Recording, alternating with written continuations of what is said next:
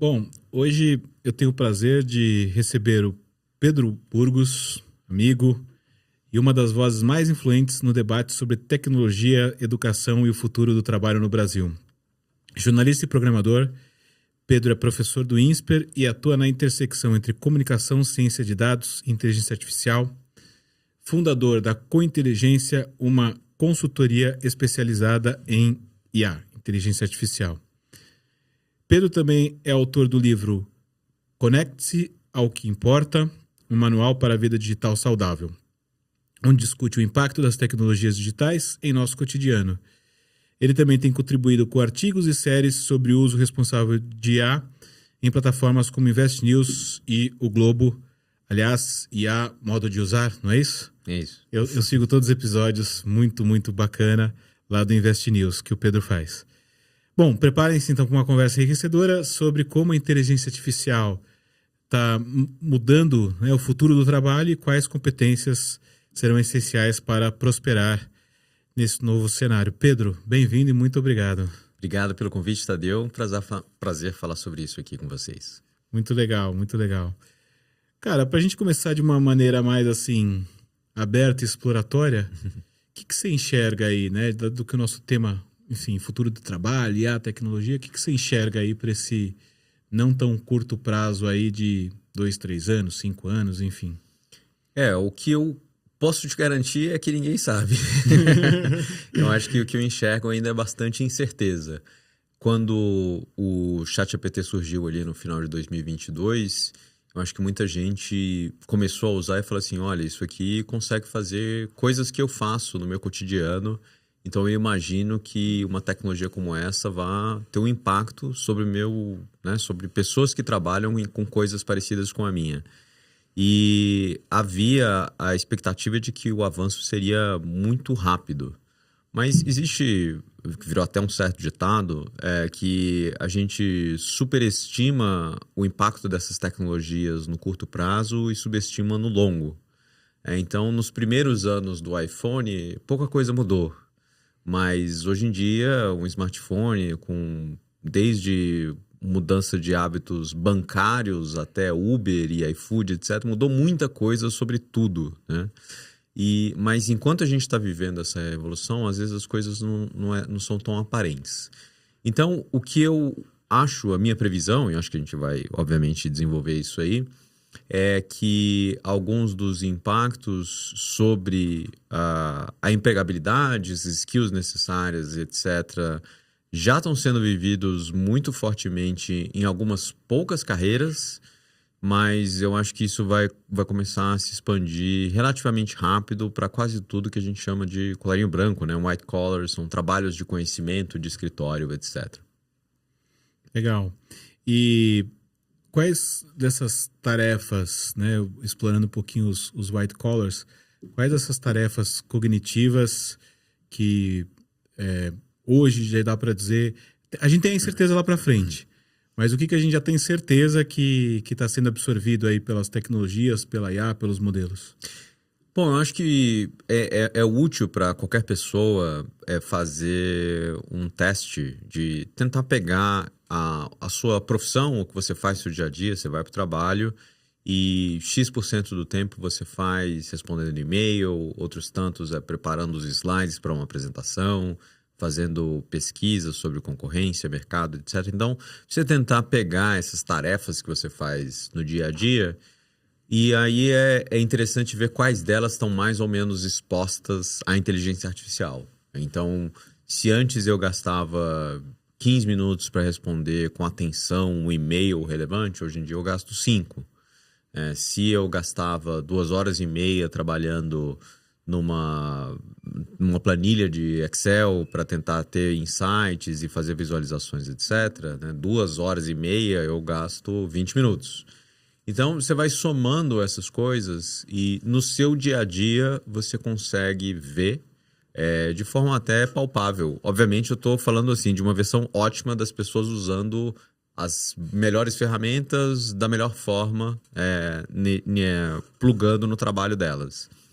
E aí eu acho que da experiência individual que as pessoas têm ou conseguem ter, eu acho que dá para extrapolar para as organizações, né? Então, se uma pessoa X, ela consegue um aumento de 15 vezes de produtividade nessas tarefas, e essas tarefas são 40% do trabalho, a gente espera o quê? A gente espera promovê-la, a gente espera ter menos pessoas como ela, e eu acho que isso vai ser diferente para diferentes organizações em diferentes setores. Um negócio que é meio surpreendente lá atrás, se você olhar os filmes de ficção científica ou os Jetsons, né, dos anos 60, a gente imaginava no futuro que a Rose, que é né, a faxineira, o robô faxineira, virasse um robô antes do George, né? O George é o cara que ele é um trabalhador de escritório, ele basicamente ficava mexendo em planilha. E o trabalho dele é mais facilmente automatizável do que o dela. Então, isso é um negócio que pegou as pessoas um pouco de surpresa, a capacidade de automatizar ou de aumentar significativamente a eficiência nessas tarefas de colarinho branco. Então, mas isso é uma longa resposta para dizer, quase tudo relacionado à gestão de conhecimento, seja fazer pesquisas, buscar, sumarizar, dar respostas, organizar respostas, transmitir conhecimento, esse tipo de coisa.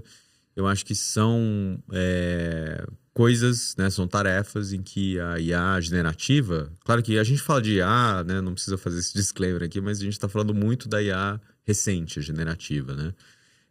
Eu acho que isso já está tendo um impacto grande em diversas profissões. Falando de uma outra maneira, né, até para introduzir uma continuidade que você disse, se a gente...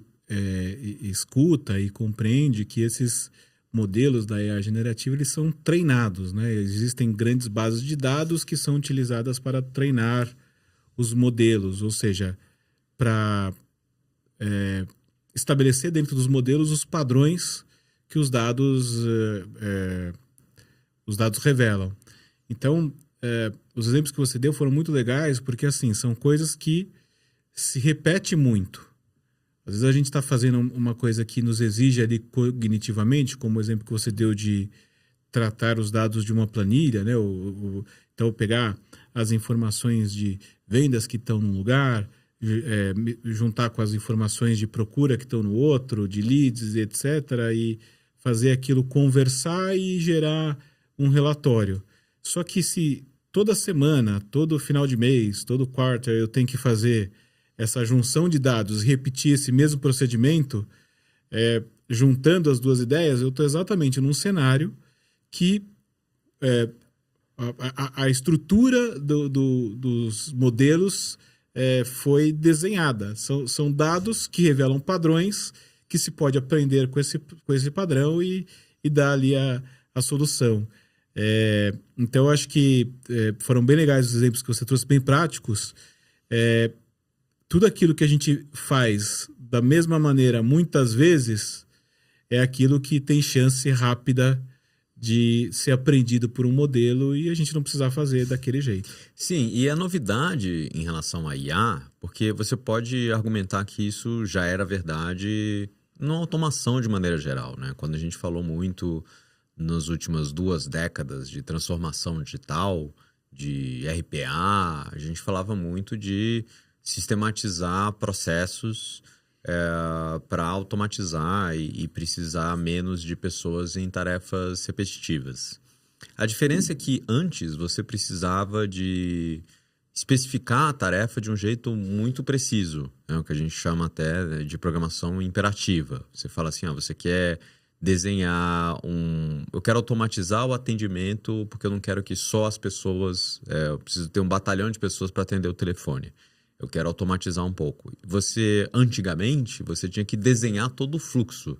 Se a pessoa... Você só tem 8 opções no call lá, na URA. Se ela fizer isso, responda isso. Se não, você tinha que prever tudo.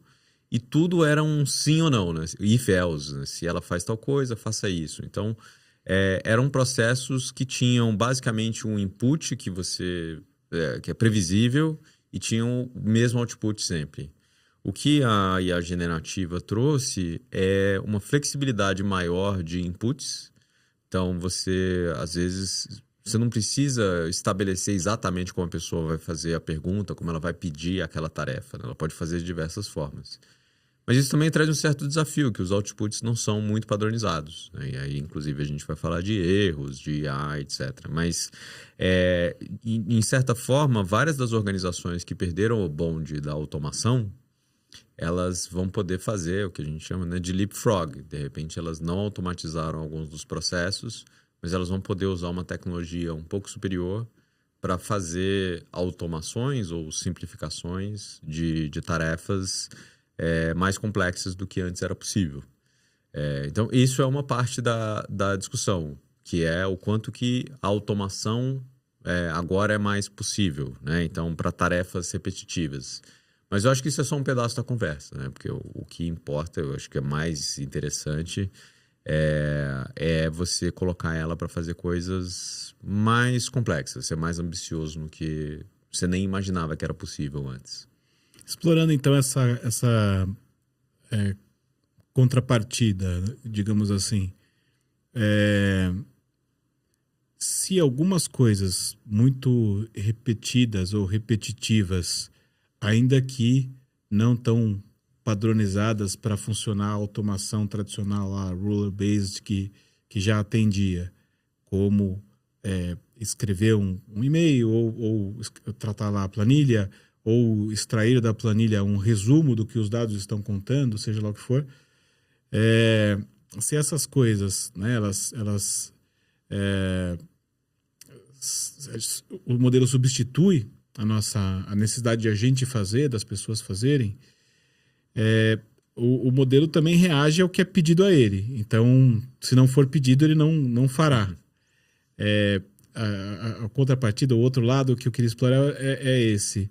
O que permanece? O que ainda é profundamente humano e necessário e não tem modelo que dê conta em termos de habilidades, comportamentos, enfim?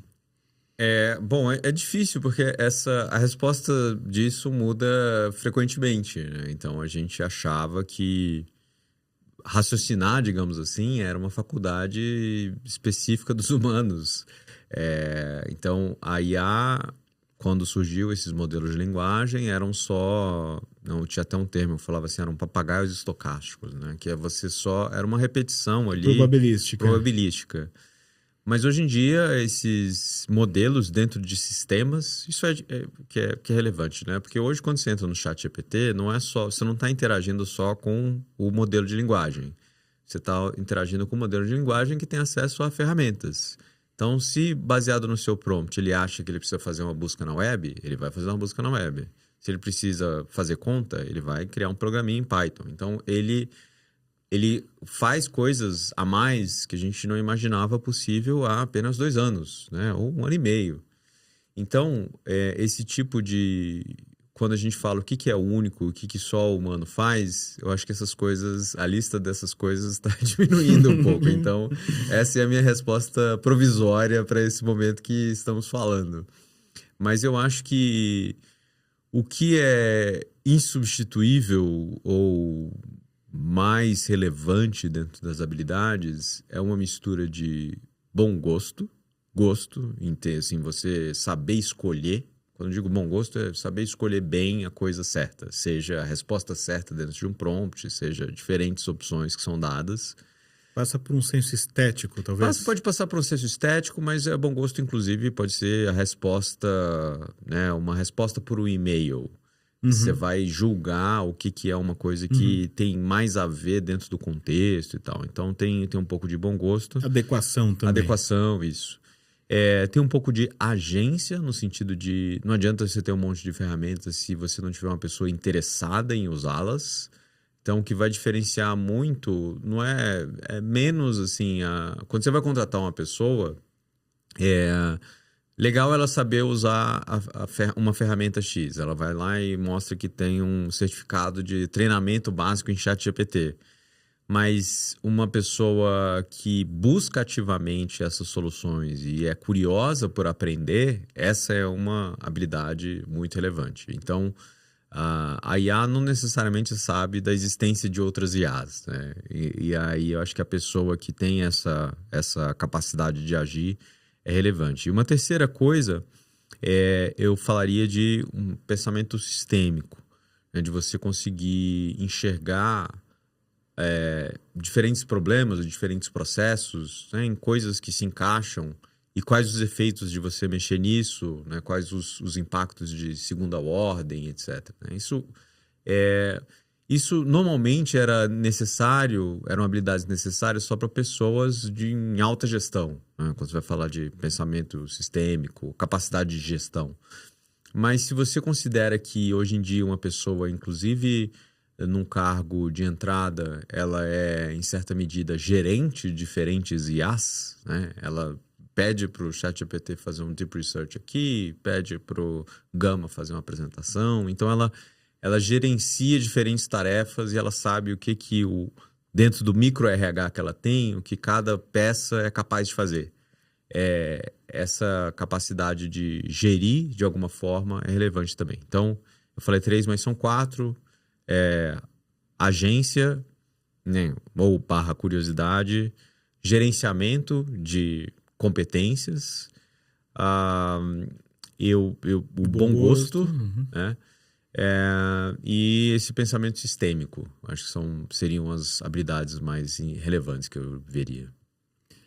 Eu me lembro, talvez um ano atrás, a gente batendo um papo como esse aqui, e naquele contexto, naquele momento, né? A gente tinha esse olhar, inclusive, para o pensamento crítico, porque ainda mais no ambiente acadêmico, o pessoal falava, não, você faz um prompt para buscar artigos, pesquisa da sua área de interesse, etc. O ChatGPT inventa tudo. Ele inventa artigos, inventa nome de autores e tudo mais. E até por conta, né, da minha pesquisa, o doutorado que está rolando e tal, que eu estou cursando, eu tenho explorado todas as ferramentas para me ajudar em investigação, pesquisa, exploração, revisão de literatura e tudo mais. E é impressionante como isso diminuiu. Hoje as fontes que são citadas, elas são normalmente bem precisas, e eu tenho testado, inclusive, eu era normalmente mais explícito, olha, comporte-se como um revisor rigoroso, crítico, como se você fosse alguém da academia, etc, etc. Eu sinto menos a necessidade de fazer isso para que venha, né, uma informação ali relevante. Então, não que o pensamento crítico do ser humano não continue importante para julgar o que a IA generativa, os modelos vão trazer, mas, de novo, essa coisa bem repetitiva, né, que é checar se é verdadeira a informação, a pesquisa, o artigo, e checar se é uma fonte ali peer review, se os autores são de verdade. Isso aí é uma coisa, né, busca na web, você verifica isso, é uma coisa meio repetitiva. Aprendeu, né? Aprendeu, e é impressionante isso. Era básico a gente falar, se eu fosse dar um treinamento em IA, eu não ia falar, pede para ele pesquisar e trazer os papers, porque ele não ia trazer coisas interessantes o suficiente, né, que são úteis, e inventar, como você falou. Um teste clássico no ChatGPT original é que você vê assim, qual que é o paper mais citado da economia? E ele inventava um paper e os autores. Era baseado em nomes, em temas que eram muito populares e sobrenomes populares de autores. Ele foi misturando coisas e gerando. Mas hoje em dia, como eu falei, ele usa ferramentas. Ele busca na web, ele reescreve o seu prompt. Existem hoje em dia os chamados prompts de sistema, que é o que um chatbot lê antes de dar a sua resposta. Eles são enormes, né? Semana passada vazou o System Prompt do Claude 4, que é um dos mais sofisticados, é um negócio de 10 mil caracteres e tem todas as instruções. Então, muito do que a gente ensinava ali de ferramenta de engenharia de prompt, né, pergunte para ele, né, faça essas coisas, haja como se você fosse tal, tal e tal, isso aí meio que já está um pouco embutido nos sistemas hoje em dia. Então, você tem razão de talvez se eu fosse falar de uma outra habilidade, pensamento crítico é relevante, a gente não pode terceirizar completamente para IA essas coisas, mas em certa medida, é difícil de ensinar isso, a gente, enfim, que já teve, é difícil de você ensinar pensamento crítico para as pessoas. Você pode falar para elas terem cuidado com vieses cognitivos ou falar para elas serem céticas, mas uma pessoa cética demais acaba virando cínica, não acreditando em nada. E existe um problema social se as pessoas não acreditam em nada, mas eu acho que os modelos melhoraram muito na confiabilidade das informações, a taxa de alucinação dos modelos mais sofisticados, no momento que a gente conversa aqui, são Gemini 2.5 e o O3 da OpenAI, são menos de 1% hoje em dia para tarefas cognitivas pesadas. Então, isso está melhorando, só não tem sinal de que vai parar isso. Algumas constatações recentes, né, com as quais eu me deparei, vou colocá-las aqui desordenadamente, pedir a sua análise, né? Até um papo nosso fora daqui na semana passada sobre a entrevista do Dário da Anthropic falando que ele enxerga esse banho de sangue nos white collar jobs, então ele traz ali alguns argumentos, né? Então esse é um fato.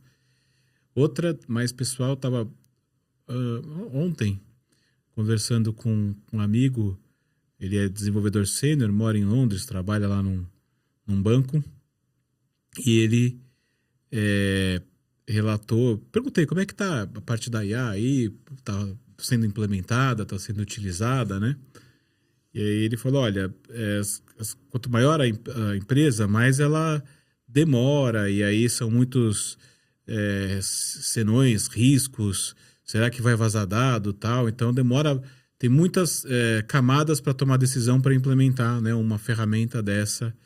Mas enfim, o banco que ele trabalha, ele deu esse passo, então liberou lá um copilot para desenvolvedores poderem trabalhar, e ao mesmo tempo rolou um layoff assim, de desenvolvedores mais júniores. Então ele até falou, parece que foi até uma coisa assim, vocês queriam o Copilot? Está aqui. Mas a galera que ficava fazendo o que o Copilot faz, ao mesmo tempo, parece que foi até calculado.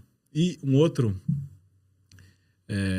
ex-aluno, eu estava conversando com ele ontem também, ele já trabalha no Brasil, numa grande empresa que tem uma matriz global, e aí o time dele lá, ele trabalha numa área de análise, não é exatamente tecnologia, análises mais econômicas, financeiras.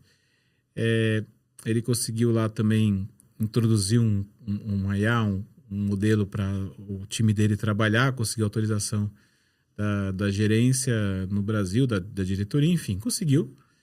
E na sequência foi cancelado, porque a política global ainda impede, não pode, e enfim, não pode porque, né, os compliance, a empresa tem os receios dela, ok. Como você vê essas situações todas, como, né, de um lado, a previsão de que os white collar jobs estão ameaçados, do outro, uma empresa ali no meio do caminho, já grande, mas já introduzindo, outra ainda não pode, cancela porque não pode. Eu acho que, enfim, são partes da mesma história. Eu vou começar de trás para frente. Eu acho que o que tem diminuído bastante a adoção da IA é justamente essa preocupação com compliance, com segurança, dos dados, etc., da empresa. E então isso tem diminuído muito a capacidade de fazer experimentos, protótipos, e tem também um problema de que essas coisas têm sido normalmente quem faz isso nas organizações é a área de tecnologia. E o que parece fazer sentido, né? Afinal, a IA é uma tecnologia, mas quem vai saber a melhor forma de usar a IA no marketing são as pessoas de marketing. E, às vezes, elas têm um melhor conhecimento sobre as ferramentas a serem utilizadas do que a tecnologia. E isso vale para N outras áreas. Então é uma tecnologia um pouco distinta em termos de contratação e deploy, né, em produção, e isso tem gerado bastante desafio para as áreas. Só um parênteses rápido nisso. Meio que a soberania da área de tecnologia na decisão se contrata ou não, enfim, quase que o controle, o monopólio das decisões sobre implantação de tecnologia que tradicionalmente as áreas de tecnologia tinham. Isso se dilui um pouco? Quer dizer, as áreas de negócio, elas também... Eu acho que, enfim, esse já era, digamos assim, um problema para todas as empresas, que elas falam do shadow IT, né? Essa área de tecnologia meio paralela, em que, sei lá, o RH usava um sistema que o RH brigou para comprar porque TI não queria, e, enfim. Tem essas histórias em várias empresas. E esse problema se multiplicou por 30 nos últimos 2 anos. Não sei se pior ou melhor, mas pior sim, tá mais intenso. Está mais intenso. Então, a capacidade de TI de governar todas as ferramentas diminuiu. Então, esse é um problema ainda sem muita saída nas grandes corporações.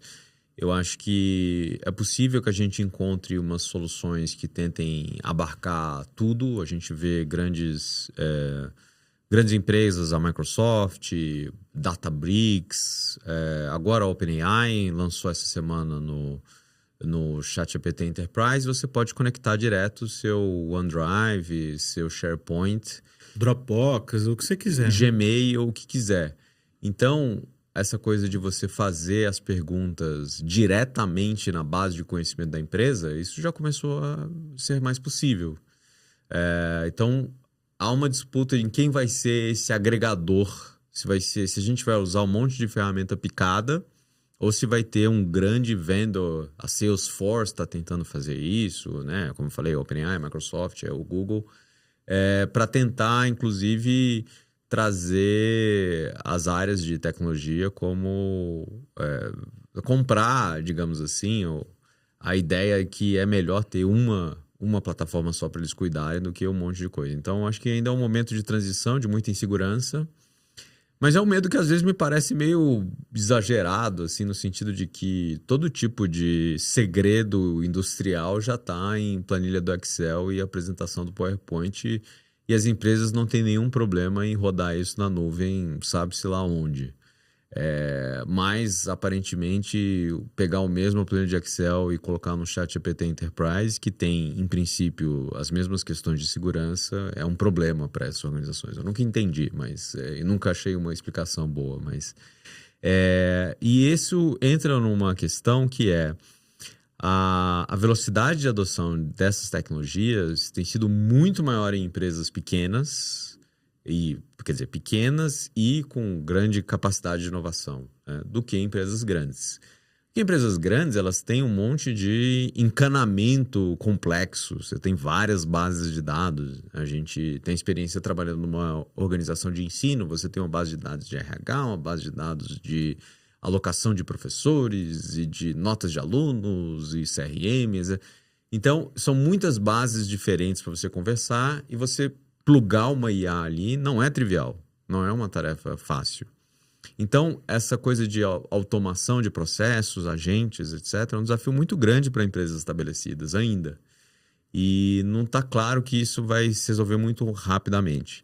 Por outro lado, em empresas mais jovens, que ainda não têm todo esse legado tecnológico, é muito mais trivial você implementar, seja agentes, sejam chatbots na base de conhecimento. Então, juntando todas as coisas, a previsão do Dario Amodei de que teria esse banho de sangue que ele fala especificamente das carreiras de entrada, eu acho que em startups, em alguns países desenvolvidos, isso já está acontecendo, em carreiras selecionadas, mas aumentando, né? Inicialmente tanto em jurídico quanto desenvolvimento, tecnologia, vendas, marketing, isso já está acontecendo. Porque qual que é o cálculo?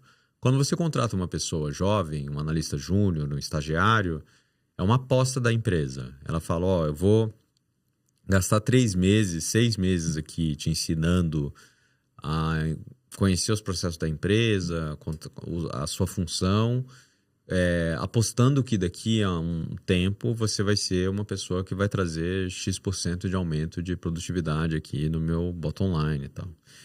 Quando você começa a ver a IA para algumas tarefas que antes eram executadas por pessoas de entrada, né, como a gente falou, sumarização, se escrever, fazer a apresentação, etc. Quando a IA começa a fazer essas coisas bem, o cálculo de contratação de jovens começa a fazer menos sentido, especialmente para empresas menores. Então, eu acho que esse é o medo que se tem, e é o medo que eu tenho também, que é o que vai acontecer com as tarefas de início de carreira à medida em que a IA fica melhor em executá-las. Então, eu não sei qual que é a porcentagem, como eu falei, isso varia muito de setor para setor, mas eu consigo ver uma mudança grande, talvez até mais rápida do que as pessoas imaginam. Só para dar um exemplo bem concreto aqui que me veio à mente, né, quando você falou do setor jurídico, né? É muito comum duas coisas acontecerão ao mesmo tempo. Um escritório de advocacia, mesmo que seja um escritório considerado no mercado grande, como empresa, no mundo corporativo, é uma empresa pequena. Né? Não é, dificilmente um escritório de advocacia vai ter 6 mil advogados, né? 1.000 sócios. Não vai existir isso.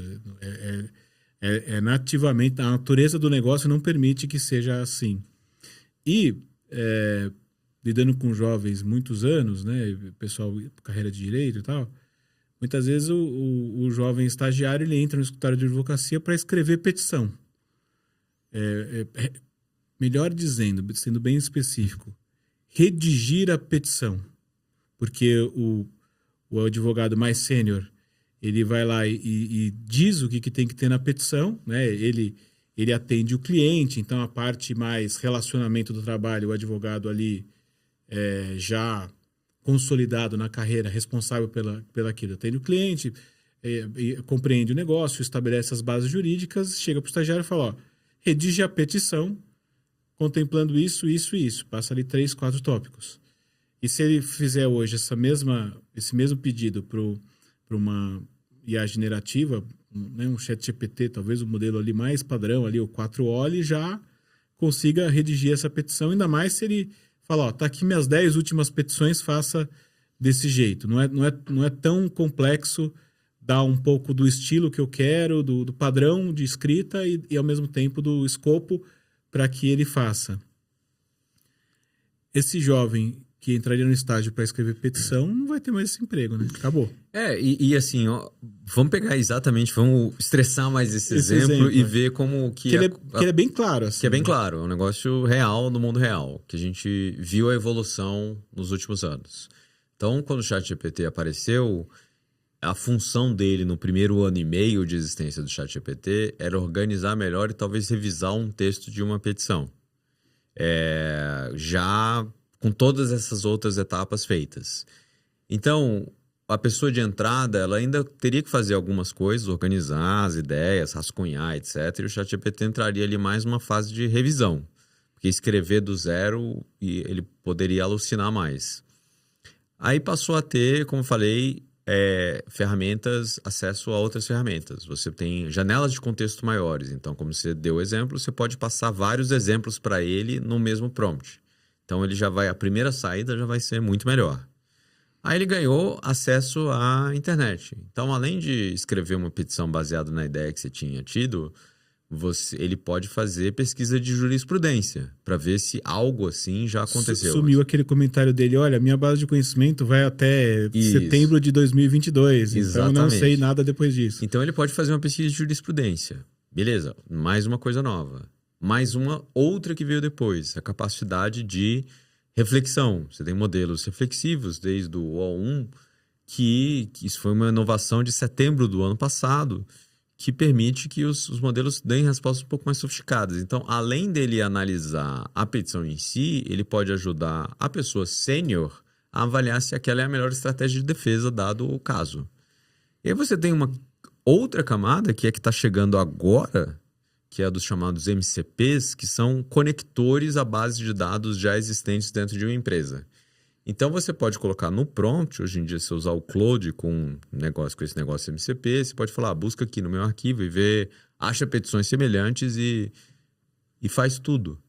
Então, o prompt, a sofisticação das coisas que você repassaria para um humano foi aumentando, né? Ou, na verdade, a necessidade de um humano fazer foi diminuindo. E acaba que isso aumenta também na cadeia. Veja que, hoje em dia, é útil você perguntar para a IA qual que é uma boa estratégia de defesa. Que é um negócio que seria uma pessoa mais sênior que seria capaz.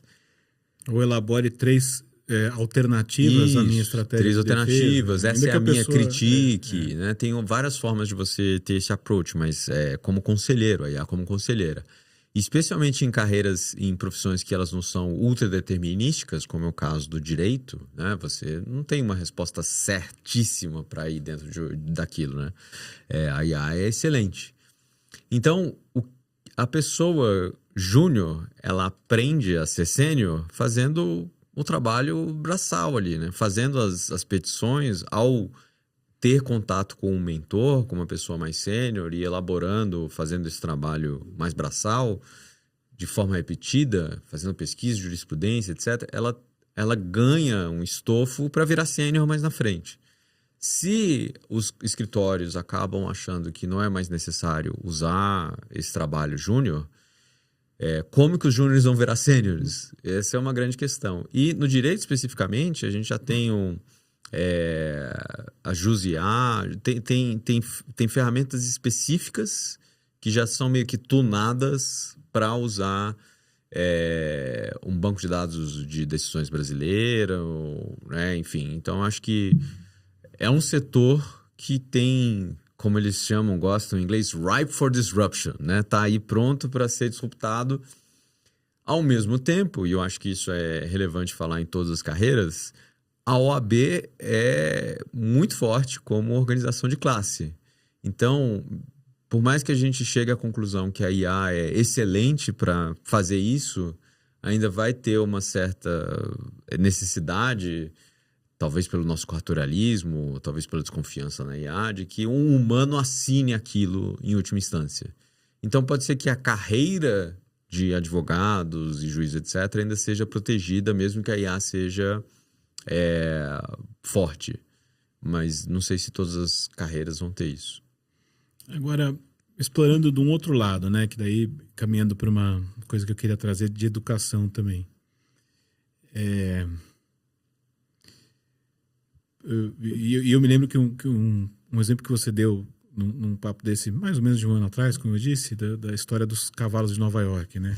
Queria que você retomasse esse exemplo, fazendo um paralelo com o que pode acontecer na área jurídica. Porque ao mesmo tempo que o redator de petições, ele pode ficar desnecessário, né? Da mesma forma que o datilógrafo, sei lá, 30 anos atrás, possivelmente o mesmo escritório de advocacia ou o antecessor dele, alguém redigia manuscrito e dava para o datilógrafo transcrever. Então, talvez, será que a redação pelo ChatGPT da petição, será que não é a nova versão, né? A datilografia 5.0? Quer dizer, não, daqui a 30 anos a gente olha para trás e fala, nossa, você acredita que tinha alguém que tinha que escrever o texto? Imagina, escrever texto. Né? Mas, ao mesmo tempo, quando a gente olha para a área jurídica, sistemicamente, é uma área que todo mundo fala que tudo é muito burocrático, que as coisas são muito demoradas, que precisaria... Nossa, tem esse processo que está desse lado, tem essa coisa desse lado aqui. Precisaria muito juntar, essas coisas estão muito prontas para juntar. Então, será que os novos profissionais do direito no futuro talvez não sejam um pouco mais, em termos de pensamento, um pouco mais programadores, sei lá. E aí o desafio deles seja justamente resolver as burocracias, conectar coisas, some a demanda de um lado, talvez apareça do outro. Então... pode ser, é sempre muito imprevisível, né? Assim, só retomando a analogia, é o que na virada do século XIX para o XX tinha uma grande indústria de cavalos em Nova York. Tinha, né, algumas estimativas, mais de 500 mil pessoas trabalhando, seja em aras, cuidador, limpando cocô de cavalo, né, motorista de charrete. Tinha 2 milhões de cavalos, né, 2 milhões de cavalos. No estado de Nova York. E aí vieram os carros, e isso no final dos anos 30, a população de cavalos caiu, né, uma fração. Hoje em dia tem 1.500, é um número muito menor, porque o que o cavalo fazia, o carro passou a fazer de forma muito mais eficiente. Mas essa indústria de cavalo, ela meio que virou indústria de carro. Tem mecânico, tem motorista, tem fabricante de carro. Então, se transformou completamente, mas os empregos, em alguma medida, foram preservados. As pessoas mudaram, elas continuaram digamos assim, na indústria da logística, só que com funções totalmente diversas. Talvez o cara que sabia arrumar a roda da carroça tinha mais propensão para ser um mecânico do carro. E o motorista de charrete virou, enfim, motorista. Mas a brincadeira aqui, né, é se nessa analogia nós somos os motoristas de charrete ou os cavalos, né? Que deixaram, assim, os cavalos eram a força de trabalho ali. As pessoas, elas estavam... Quem fazia literalmente a roda mover eram os cavalos.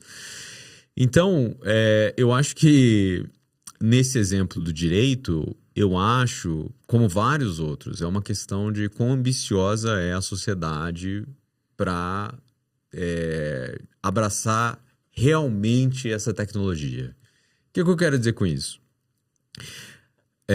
Até eu vi uma provocação do amigo, jornalista, falando assim, reclamando do judiciário. Ele falou assim: eu acho que dá para você substituir 90% das decisões por algoritmos sem nenhum prejuízo.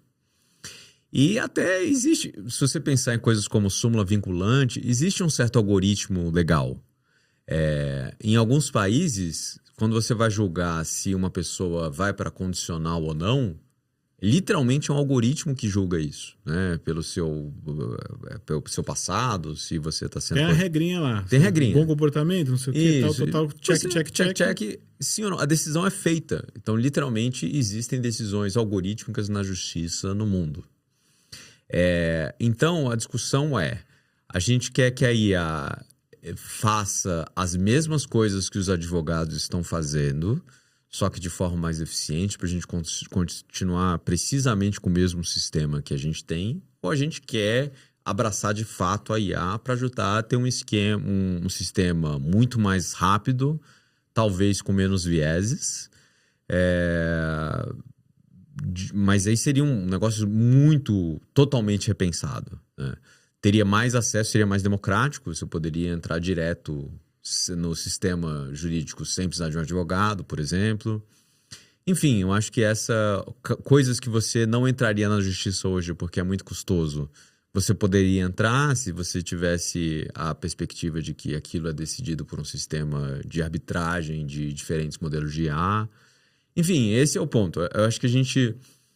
E é normal isso. A gente olha para a sociedade olhando as peças que a gente tem hoje e, com a introdução de uma tecnologia, como fazer essas mesmas peças operarem, né, de uma certa maneira. Então, eu acho que a IA é sempre difícil de você prever em que medida qualquer tecnologia vai acrescentar emprego, né? Quais funções que elas vão acrescentar. Dá um exemplo que eu gosto, que na virada ali dos anos 2000, tinha muita gente fazendo curso de desenvolvimento web, HTML, né? Se você tivesse um restaurante, você chamava alguém que desenvolvia web, fazia o site, alguém que colocava esse site no ar, entendia de servidor e por aí vai. Hoje em dia, tudo isso o empreendedor pode fazer. Ele cria uma página do estabelecimento no Instagram, cria uma página no Google Maps, atende por WhatsApp, coloca a plataforma de entrega no iFood. Então, ela não precisa contratar um monte de gente. Então, uma carreira que foi habilitada pela web, tipo de web desenvolvedor para diversos trabalhos aí, ela acabou já tendo o ápice e já caindo de novo. Então, a gente pode ver coisas parecidas. O engenheiro de prompt de hoje pode ser substituído logo depois. Eu não vejo, e esse é uma grande discussão entre pessoas de gestão de trabalho, é que a gente tem muita dificuldade de ver quais vão ser os empregos do futuro possibilitados pela IA. Eu tenho muita dificuldade de ver dentro, digamos, do ramo da IA. Eu consigo ver coisas, efeitos de segunda ordem. Então, vamos supor que a gente ache que a IA passa a fazer muito mais do nosso trabalho, a gente consiga trabalhar menos, tem mais interesse por turismo e por coisas reais. Então, há um boom de demanda em gastronomia, hotelaria, turismo, etc. Ou a gente... Entretenimento. Ou a gente vê que a população vai ficar mais velha por mais tempo. Existe uma alta demanda por cuidado com idosos, outros tipos de carreira nessa indústria. Então, eu não consigo ver, graças à explosão da IA, um aumento nos empregos relacionados à IA. Eu acho que a gente tem que olhar de uma forma um pouco mais ampla. E, como eu disse há pouco, né, eu queria explorar um pouco a parte de educação, dado que tem essa incerteza toda, a gente está educando os jovens e as crianças para umas coisas que, né, e nem existem, e ainda com abordagens, no mínimo, peculiares ali. Exemplo, a gente acabou de proibir celular em sala de aula. Não defendo que a distração das redes sociais era melhor incentivo ali dentro do comportamento das crianças e jovens.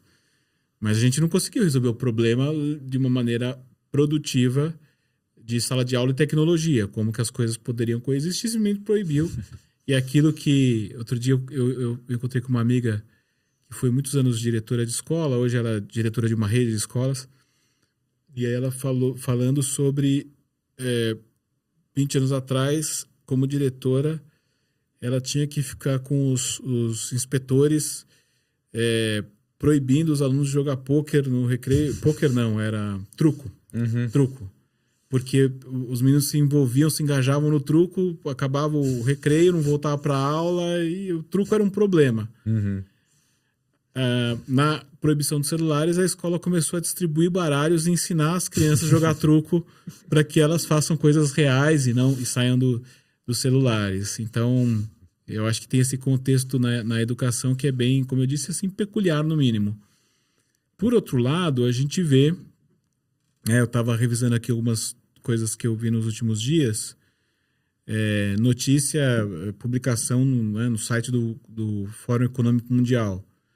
Por que o ensino de AI literacy, o letramento em IA, é urgente, é crucial, enfim, eles colocando, resumidamente, um senso de urgência nisso, né? Ontem eu estava lendo até o que está aqui, essa publicação aqui do Andreas Schleicher, da OECD, From PISA to AI, né? Do PISA ao IA, como a OECD está... vai mensurar o que a pode fazer. E aí, enfim, sendo da área de avaliações, gostando dessas coisas, eu vi isso e eles lançaram já critérios de avaliação, uma ferramenta de avaliar você pode se avaliar, né, no seu conhecimento de IA, nas competências que ele coloca ali e tal. Como que a gente faz isso? Como que a gente resolve? O futuro é incerto. Muito da nossa discussão aqui foi sobre o futuro do trabalho é incerto. Algumas coisas, tendências aqui, tendências ali e tal. Mas o problema de como a gente educa hoje é concreto. Uhum. Temos que tomar decisão, ainda que seja deixa como tá. Deixa como tá é uma decisão. Claro. Né? Enfim, a gente tem um problema do que a gente faz com a educação, dado que o mundo mudou muito há, sei lá, 200 anos, pelo menos, né? Que está se intensificando, né? A gente acha, porque o modo que a gente ensina é basicamente o mesmo, né? Na sala de aula, o professor na frente e tal. Então, existe isso e existe uma demanda por mudar há muito, muito tempo. Eu acho que A gente está longe de resolver esse problema na educação. A minha opinião sobre letramento de IA, por exemplo, ela muda a cada semana, né? Hoje, diferente de semana passada, eu acho que é um esforço com capacidade reduzida. Em parte porque o jeito que você ensina, ele é meio complexo. Se você quer colocar na rede pública de ensino um currículo sobre letramento de IA, você passa um ano discutindo aquilo até ter no parâmetro curricular, e aí você vai capacitar os professores sobre aquele conteúdo, e aí, com sorte, em 2 anos, você está lá em sala de aula ensinando o letramento de IA. Nesse tempo, que já ficou desatualizado. Totalmente desatualizado, né? Eu vi, por exemplo, Piauí, eu acho que foi o primeiro estado brasileiro a implementar isso no currículo, nas escolas públicas, letramento em IA. Eu olhei o conteúdo completamente defasado.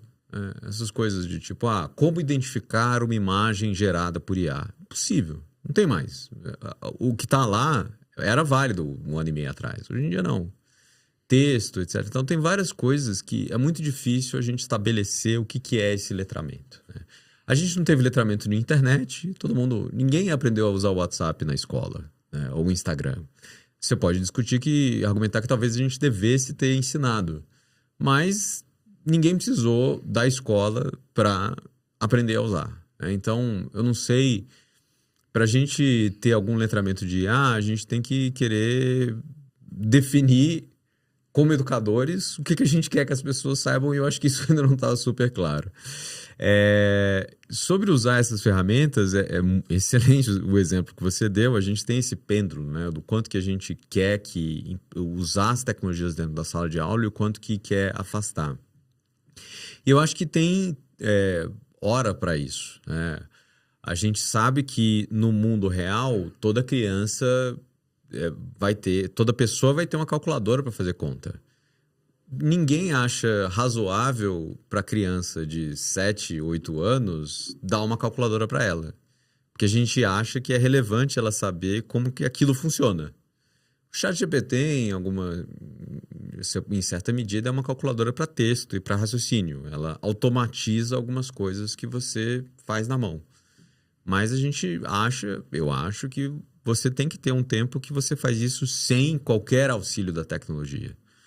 Então, eu não acho uma grande, né, heresia você diminuir o acesso a coisas tecnológicas na sala de aula, ao mesmo tempo que o mundo tem cada vez mais isso.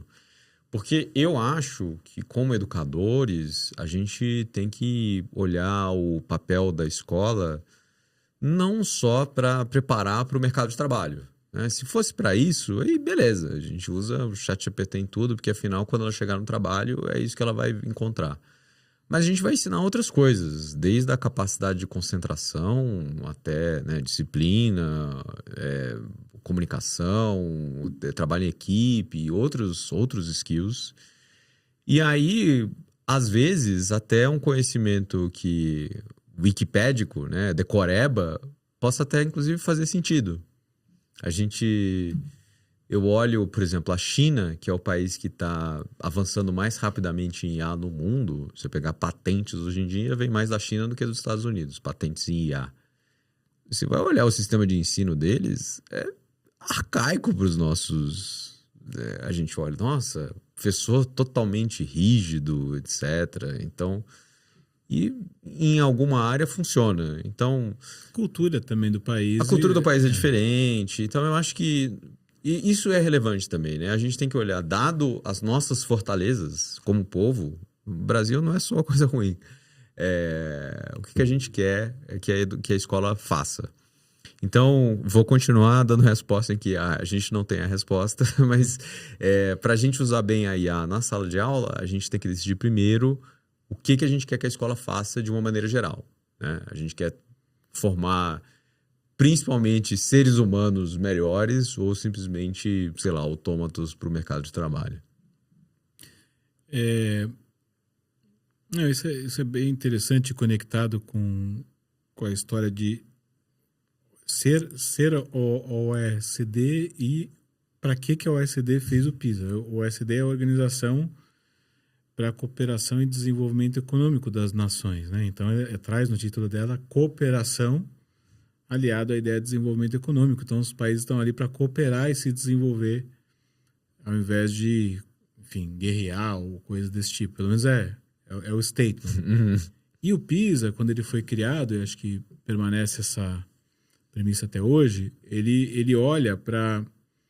O PISA é uma avaliação de jovens ali, crianças, adolescentes, né? 15 anos. Se avalia sempre nessa faixa etária. E a pergunta, assim, por que o PISA muda tanto, né? O PISA começou com língua materna do país, matemática e ciências. Aí passou um tempo, incluiu resolução colaborativa de problemas. Teve outras alterações, mas enfim, foi o grande salto, né? Quando incluiu resolução colaborativa de problemas, porque foi o boom da discussão do socioemocional, da educação, soft skills. E agora tá, assim, é impactante, né? Eles já estavam sinalizando há um tempo que vão olhar para AI Literacy, que vão avaliar isso e agora estão avaliando. Mas a pergunta que o PISA quis responder quando foi criado, a OECD quis responder quando criou o PISA ok, estamos olhando para desenvolvimento econômico, né? Mas desenvolvimento econômico, ele se dá a partir das pessoas. Então, vamos avaliar o que é importante para que a pessoa tenha uma vida plena, profissional, claro, está associado ao desenvolvimento econômico, pessoal, social e tinha um terceiro, talvez familiar, enfim, alguma coisa que misturava ali em torno do pessoal. Então, o PISA, na sua fundamentação, ele tem essa premissa. Vamos olhar para coisas que vão fazer a diferença não apenas para o trabalho, mas também para essas outras dimensões da vida. Porque provavelmente um vai fazer o trabalho de 10 e em bem menos tempo. Então vai sobrar pessoas não diretamente com funções de trabalho e vai sobrar tempo das pessoas que trabalham. Pelo menos do que a gente pode ver enquanto tendência. Sim, assim, se você, né, olhar a evolução das tecnologias e projetar, é isso que vai acontecer. Eu acho que para a sociedade responder bem a isso, tem algumas coisas que vão precisar acontecer e eu acho que inclusive ressignificação de algumas profissões, status. Por exemplo, hoje em dia você vai no hospital, você tem enfermeiros, enfermeiras e médicos. O trabalho do médico clínico geral ali no pronto-socorro, ele é muito mais facilmente substituível pela IA do que a enfermeira. Porque o médico, isso já tem N estudos, né? A capacidade da IA de, dado um quadro e a explicação de um paciente, dos sintomas, e fazer um diagnóstico, a IA ela é muito boa, ela é melhor que a média dos médicos. Inclusive, eles já têm protocolos de classificação de pacientes que, inclusive, ajudam a organizar isso. Porque meu filho tá na primeiro ano de residência médica, então ele começa a dar os primeiros plantões. E aí ele sempre fala, eu fiquei hoje com os amarelos e laranjas, Sim. Enfim. Existem umas cores que categorizam, lógico, ele como médico residente de primeiro ano de residência, ele tem alçada, digamos assim, para lidar até certo tipo de complexidade, senão tem que chamar o chefe, o médico mais experiente, etc. Então a medicina, inclusive, já tem isso critérios, já tem critério para dizer o que a cor branca aí a resolve. Exato. Então, assim, o médico, em boa parte, é claro que eu não estou falando de todas as especialidades, né? A radiologia poderia ser também substituída a contento pela IA. Agora, a enfermagem, assim, pegando a enfermagem idealmente, né? Uma pessoa que tem cuidado, olha, conversa, acalma a pessoa para tomar uma medicação, trata consegue ver com clareza, literalmente sentir no corpo, reposicionar um trabalho físico, emocional forte, não há sinal de que a IA vai substituir a enfermagem. E tem procedimento, tomar a pressão da pessoa, pôr um acesso, enfim. Então assim, mas em termos tanto de status quanto remuneração, a enfermagem está muito abaixo da medicina. Então, se a gente fosse pensar em como que a gente reorganiza a sociedade em volta dessa, enfim, tecnologia alienígena que chegou, que é uma inteligência avançada, talvez a gente pudesse pensar em que profissões de cuidado, como enfermagem, como cuidador de idoso, etc., deveria ter mais status, porque elas vão ser mais relevantes para a sociedade. E aí vai Talvez a demanda provoque isso, né? Talvez... Sim, pode ser. Talvez... Em algum momento precise de tantos enfermeiros e tenha tão poucos disponíveis que o único jeito de fazer aumentar o salário, valorizar, valorizar, etc. Mas eu acho, assim, de maneira geral, isso vai acontecer em diferentes carreiras. Quais são os trabalhos que a IA vai substituir e quais que a gente vai dar mais valor aos humanos fazendo. Eu acho que o mero fato de uma tecnologia substituir o humano não faz com que a adoção dela seja automática, em qualquer coisa. O Deep Blue ganhou do Kasparov em 97, né? O computador ganhou do campeão do xadrez em 97, e hoje o xadrez é mais popular do que era em 97. Magnus Carlsen é famoso, tem série da Netflix, você vai ver live, né, no chess.com gigante e tal. Então, por que a gente... o xadrez, o computador já resolveu, já é melhor que os humanos, mas existe alguma coisa que a gente gosta de humanos fazendo coisas, né? Então, eu acho que ainda vai existir a demanda por humanos fazendo coisas em diferentes campos. Mas são campos que não são, digamos assim, produtivos. O Usain Bolt é rapidíssimo, mas ele é muito mais lento que um carro. Mas a gente gosta de ver uma pessoa correndo. E a gente gosta de ver pessoas fazendo arte, mesmo que o ChatGPT seja bom fazendo coisas. Então, eu acho que a gente vai ter que separar um pouco o mundo do trabalho entre coisas que são meramente, enfim, partes de uma ferramenta que gera receita e etc. Isso aí eu acho que dentro de uma organização é mais fácil você ver a IA substituindo pessoas do que outras áreas, né, de cultura, artes, esportes, etc., que talvez a IA tenha menos chance. Muito bom, Pedro. Para a gente ir fazendo alguns fechamentos, acho que não tem um fechamento possível, né, para essa conversa. Talvez tenha alguns possíveis fechamentos. Duas perguntas, né? A segunda é uma meta-pergunta sobre a primeira. A primeira é, nesse momento, né, o que você enxerga como insights, takeaways, coisas que dá para a gente listar sobre esse tema, né? A IA hoje na nossa vida, no nosso mundo e afetando o trabalho e tendências, vetores aí para o futuro. E a segunda é um convite concluir com uma reflexão do quanto essa mesma pergunta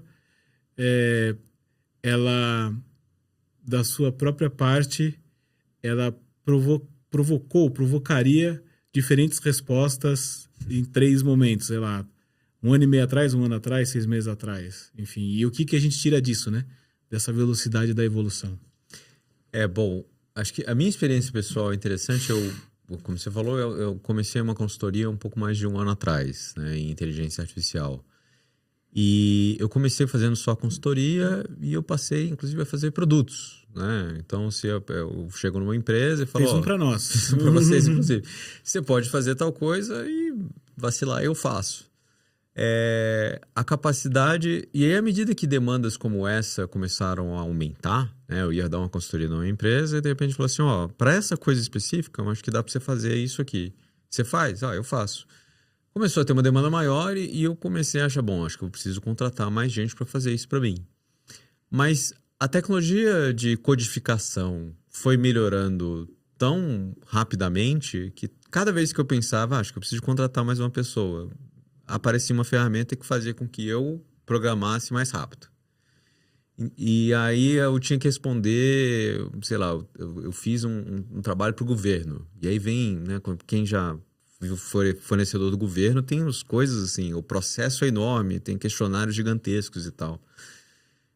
Eu falei para o IA, esses modelos reflexivos que antes não era possível, tipo, responde esse questionário baseado nesses meus manuscritos aqui. E ele fez lindo, né? Perfeito, criou o documento. Então, na minha própria experiência, a minha empresa já estaria no tamanho em que eu teria colaboradores. E eu estou segurando sozinho. Eu não sou sozinho, né? Eu falo, às vezes eu brinco, eu assino N serviços. Então, meu custo, né? Minha folha salarial de assistentes de IA não é barata, né? Mas eu faço muita coisa. Então, a resposta do que é possível, na minha própria experiência, tem mudado bastante. Inclusive, jornalisticamente, eu sou capaz de fazer uma produção mais interessante porque eu tenho, digamos, assistentes que conseguem revisar, conseguem fazer pesquisa extra, etc. Então, eu acho que isso só é possível porque o nome Cointeligência da minha consultoria, ela vem em parte roubado de um livro chamado Cointelligence, de um cara que eu gosto muito chamado Ethan Mollick. E um dos conselhos que ele dá no livro é traga IA para tudo. No sentido de cada coisa que você fizer no seu dia a dia na empresa, vê se cabe, vê se existe alguma forma de alguma ferramenta de IA te ajudar naquele processo. Nem sempre vai ajudar, mas mesmo quando não ajuda, faz alguma coisa, você aprende alguma coisa. Né? Não é exatamente o AI First que tem sido, fala a palavra da moda agora, mas um AI Mindset. Isso, um AI Mindset. AI First é a ideia, né, de que se você vai desenhar uma tarefa, um processo, primeiro vê se a IA é capaz de fazer, depois você vê se um humano é necessário. Mas e aí isso gera problema, gera greve, que revolta. Isso, né? gera todo tipo de questão. Mas então a gama de coisas que a IA é capaz de fazer está aumentando na minha vida. E isso tem um impacto claro na minha capacidade profissional. Eu sou um profissional muito mais capaz hoje do que eu era um ano atrás. Porque eu não estou sozinho, digamos assim. E eu acho que um negócio que mudou minha percepção nesse período é de pensar a tecnologia somente como uma ferramenta e olhar de um jeito mais... É útil a gente ter um certo maravilhamento com essas coisas todas. Assim, tipo, parar para pensar, olha que absurdo é que isso é possível. Tem um sketch que eu gosto de um stand-up do Louis C.K., um comediante, né, que ele fala... Isso já faz 10 anos. Ele tava num avião, no Wi-Fi. Aí o cara do lado dele fala assim: putz, o Wi-Fi é que talento, né? Aí ele fala assim: amigo, você tá sentado numa cadeira no ar, né? Assim, reclamando de uma tecnologia que não existia há 2 dias. E é tudo tão absurdo. Tipo, você usar a internet no avião é um milagre. É tão maluco se você para pra pensar em todas as peças. E eu acho que a gente tem que parar um pouco, às vezes, para pensar nessas coisas. O quão maluco é as ferramentas que a gente tem à nossa disposição. Ontem, eu peguei o VO3, que é esse novo modelo de geração de vídeo, e eu fiz um vídeo pro meu sobrinho, que ele tá jogando futebol, tá super empolgado, e eu fiz uma coisa meio como se fosse um repórter entrevistando e o apresentador do jornal fazendo e tal. Meu irmão, meu sobrinho foram loucura com aquilo. É uma coisa meio besta, mas a sua capacidade de você maravilhar outras pessoas... Eu já peguei foto muito antiga, de décadas, dos meus pais e animei. E minha mãe chorou, assim, sabe? Você pode usar isso não simplesmente para eficiência, ferramenta, mas... O que eu dou de presente de aniversário, né? Exato. Pode dar uma surpresa. Faz uma música, faz um clipe, sei lá, você faz um monte de coisa. E eu acho que a gente tem que explorar essas coisas também. A IA, ela não é só uma ferramenta que vai aumentar a nossa produtividade. Ela é quase que uma inteligência alien que vai, né, potencializar todas as nossas capacidades criativas, cognitivas, comunicativas e tal. E eu acho que a gente precisa explorar mais isso. Só um pontinho final, assim, que essa sua reflexão acabou provocando. Comportamental, né? A gente tá falando... É difícil o peixe descrever a água, né? Que ele está lá dentro. Então, enquanto a gente está vivendo uma coisa, como é que a gente descreve? É sempre difícil. Mas, percepção. Falando dessa comparação um ano atrás e hoje, né? Tudo muito rápido. Um ano atrás, você quase que fazia algo... Por exemplo, né? A introdução que eu li sobre você no começo dessa nossa conversa de hoje, né? Talvez um ano atrás eu ficasse até um pouco envergonhado de fazer no ChatGPT. Eu ia tentar escrever e usar ele só para revisar, e se eu usasse, não ia falar para você. Eu falei, Pedro, eu fiz isso aqui com a ajuda do ChatGPT. Acho que as pessoas... acho que a gente tinha um tom meio assim... soava como algo como preguiçoso, algo como pouco caso. Fiz um ChatGPT, imagina, eu vou receber o Pedro e vou fazer no ChatGPT, que chato, ele tá vindo aqui conversar comigo, dedicando tempo, e eu vou pegar o ChatGPT para fazer a BIOS dele, né? Mas essa mentalidade, né, nesse mindset AI, poxa, ao contrário, eu vou receber o Pedro, ele deu tempo para vir aqui, quero elaborar uma apresentação bacana sobre ele para começar a conversa. Por que não usar uma ferramenta muito proficiente, né? Ainda que eu gastasse muitas horas do meu tempo, talvez não ficasse tão bom quanto ele. Tá mudando o comportamento? A gente tá aceitando mais? Posso chegar e falar, Pedro, fiz o ChatGPT aqui, ficou super legal. Eu acho que sim. Em parte porque as ferramentas estão melhores, né? Exato. Mas... eu acho que eu até vi, enfim, tem um autor, tem um médico autor que eu gosto bastante, que ele fala, olha, daqui a pouco tempo, um médico que não usa o ChatGPT vai ser visto como uma má prática médica. É como se você... Negligência. Negligência. Você está deixando passar. Você está deixando passar. Você não está medindo a pressão do paciente, né? Então, a gente passou por essa fase de vergonha por achar socialmente aceitável, para daqui a pouco achar, pô, você não deu não jogou nem no ChatGPT antes de vir, brother, né? Assim, de achar que é necessário. O raciocínio anterior era quase que como a cola do aluno, isso, né? quase como a cola. Você colou do GPT, assim. Isso, e agora é meio assim, não, o que, sabe, o meu valor aqui, como humano, é a gente, primeiro, ter a ideia da conversa, segundo, achar os temas que explorar, navegar as conversas que a gente vai ter, mas, assim, a parte de braçal, o que a gente julga como braçal, em certa medida, eu acho que vai ser ok, mas eu concordo, essa mudança... ela é aos poucos, e é engraçado você ver, por exemplo, teve uma polêmica no LinkedIn, falou assim, eu consigo detectar textos escritos por IA por causa dos travessões, né? Que o ChatGPT gosta de colocar travessão numa frase. E, enfim, eu coloco muito travessão, porque eu sou jornalista, aprendi a fazer isso.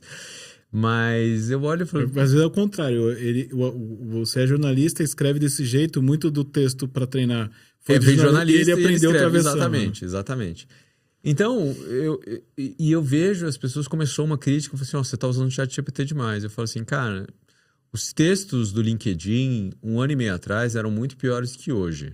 Concordo que existe um problema de pasteurização. Essa é uma discussão separada. Eu acho que as pessoas, elas estão terceirizando para o ChatGPT não só a escrita, mas até a ideia de pauta.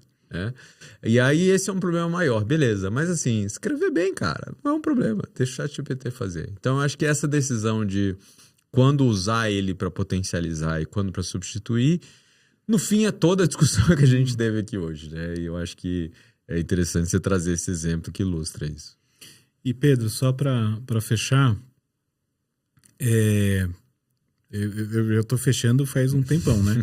Mas é que eu acho válido você comentar, até pela descrição que você fez, né? Você começou com inteligência, aí o pessoal começou a pedir, apresentar problemas que você conseguiu enxergar onde que dava para desenvolver um produto, uma solução, e começou a desenvolver, e a necessidade de ampliar o time, você foi contendo por ser muito intensamente... estudioso das coisas novas e aprender, você foi navegando dessa forma, né? Foi a sua escolha e tem Tiny Teams no mundo inteiro, enfim, isso é uma coisa que existe. Mas eu tenho certeza que reconhecer problemas e elaborar soluções talvez tenha novos escopos para a co-inteligência hoje. Como o próprio negócio co-inteligência muda e mudou. Então, até um pouquinho do seu jabá aqui. O que a co-inteligência faz e o que tá na tela aí para próximos momentos? A co-inteligência, ela começou, assim, eu não tenho nenhum problema em dizer, para surfar um pouco no hype da IA, mas no sentido de eu sou uma pessoa que sou bem desgostoso de hype pelo hype, né? Então, a minha ideia era ser contratado por pessoas que pedissem, olha, tá todo mundo falando da IA, meu board tá falando para eu usar a IA. O que isso significa na prática? Aí eu ia lá e olhava o que a empresa fazia, o setor e tarefas, etc. E falava assim, ó, talvez por aqui seja mais útil, né? Fazia alguns relatórios, entrevistava alguns executivos, enfim, uma consultoria. Diagnóstico e orientação. Diagnóstico e orientação básico. Isso foi evoluindo para um outro tipo de demanda, que é assim, a empresa meio que já identificou que aquilo é relevante, mas eles não sabem usar. Aí eu passei a fazer muito treinamento, né? Tipo, quase como se fosse dar uma aula.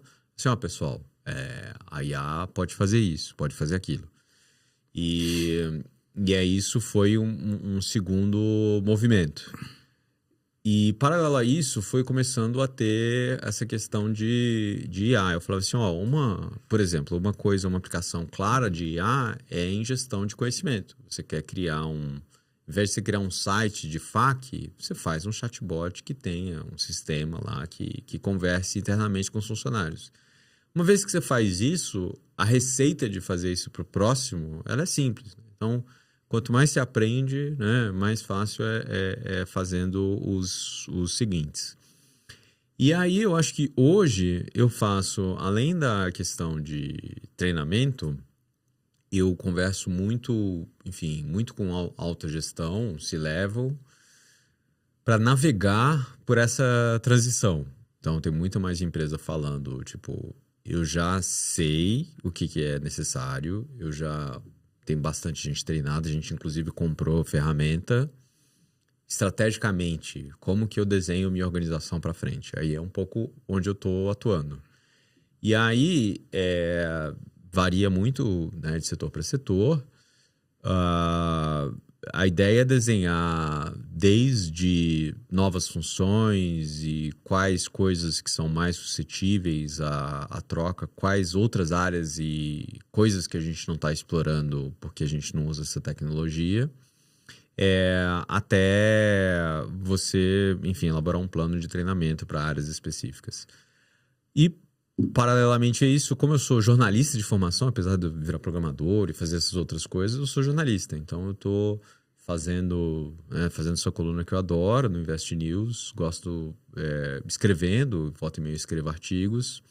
Escrevendo um artigo para Nature agora sobre isso também. Então, palestra e artigo eu estou fazendo também. No meu mundo ideal, como eu sou, assim, por essência, eu sou um jornalista, eu ficaria só falando, como você pode ver que eu falo muito, né? Eu ficaria só falando... Um jornalista professor, né? Jornalista professor. Então, eu ficaria só falando sobre isso. Falando, pensando. Eu leio loucamente sobre isso, né? Livros e artigos e etc. E testa, né? Você experimenta muito. E testo, experimento. Não é só alguém falou. Eu vou lá e tenho que ver se o negócio funciona. Então, eu vivo intensamente isso e eu gosto de falar sobre. Meu mundo ideal, eu sairia um pouco da consultoria e iria mais para palestra, esse tipo de coisa. Mas eu tenho visto que isso meio que se casa. Tem uma consultoria que eu vou dar que é basicamente, fala lá para 1000 funcionários, dá uma chacoalhada neles, que é isso que eu quero. Então acaba que as coisas estão funcionando. Mas eu estou bem satisfeito com o rumo. A incerteza é total no meu setor, mas eu estou feliz com o rumo que as coisas estão caminhando. Perfeito. Pedro, muito obrigado. Agora sim encerramos. Muito bacana esse papo. Agradecer a nossa audiência, que vai ver isso evidentemente no futuro. Essa sessão é gravada. Espero que não esteja totalmente desatualizado quando a audiência, quem estiver acompanhando, estiver assistindo, ainda faça sentido para vocês. Grande abraço. Valeu, Pedro. Valeu, Fadeu. Um abraço. Tchau.